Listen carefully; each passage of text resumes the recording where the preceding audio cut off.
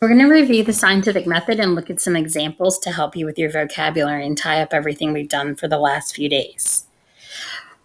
If you'll look at this first picture, that's what you saw in your notes. And notice that that's a little different than the diagram you had in your Edpuzzle, or excuse me, your click and drag activity yesterday.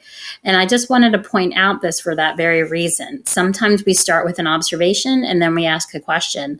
Other times we might ask a question and then that makes us do some research. And we'll always have research in there, but sometimes it's the question that leads to the observation, or it's the observation that leads to the question. And then depending on our results, we may have to go back and rethink the hypothesis and redo some things before we're ready to publish or report our results.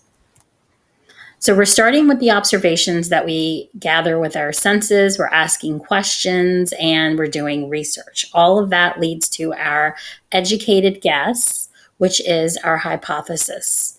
Our hypothesis must be testable and specific, and in this class, it will always be in the form of if and then.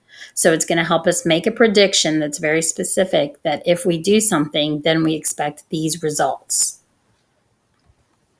We test our hypothesis by running an experiment. So this is our procedure that tests our hypothesis, and the experiment has two parts.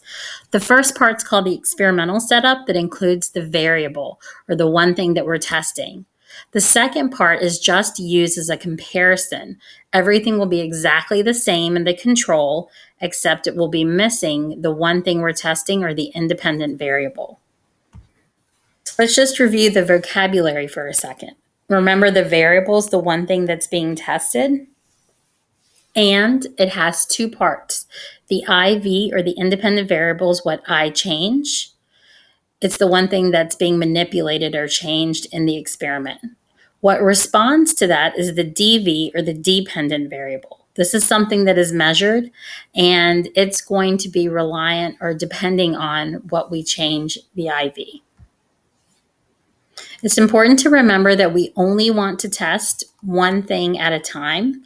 That way we know that our results are due to that one change and not because of something else.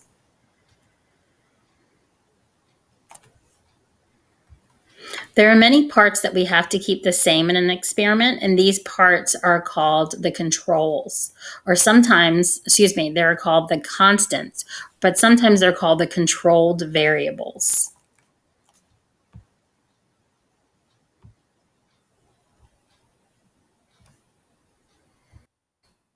The control variables are all the parts of the experiment that have to be kept the same.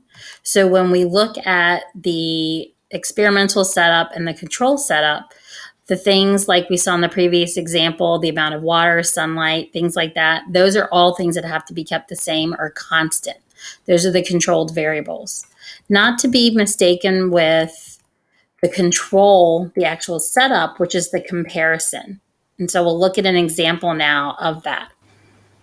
So let's say I wanted to see the effect of an energy drink on a regular houseplant. So I'd have two setups here. I have my control, which is going to be something I don't add anything extra to, or my IV. And I have my houseplant that I add my energy drink to. But both of the rest of the parts should be exactly the same. So in this example, notice that I have my control plant and I have my plant that I'm adding my energy drink to. So I'll say that the energy drink is the independent variable, and I want to see how the plant grows as a result of the energy drink. So my growth, the height of the plant, will be the dependent variable. And then we need to think about what are the things that we have to keep constant in both of these pictures, or both of these setups. So we have our energy drink, which is the independent variable, the growth of the plant, that is the dependent variable. The temperature, light, water, type of plant, container, and soil would be examples of constants or controlled variables. Remember, as we set up the experiment, we'll be collecting data, quantitative or qualitative, depending on the experiment.